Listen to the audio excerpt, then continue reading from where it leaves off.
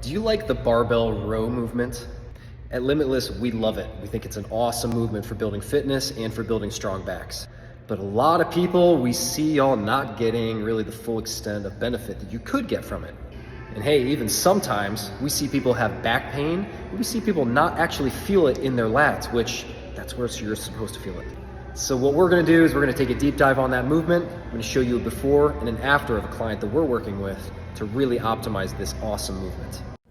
So here are two mistakes that Roxanne here, she's a local bodybuilder, she's gonna crush it in the local physique and bodybuilding game.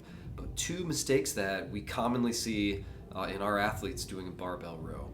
Number one, we see back extension with each rep. So her torso is coming up, and she's using those lumbar spine extensors rather than her shoulder blade musculature to do the movement.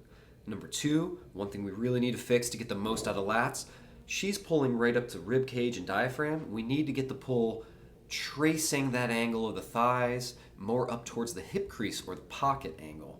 And she does an excellent job. She's very coachable. That line of pull is right towards the hip crease, and she immediately told us that she felt it in the lats and she's gonna get way more out of it.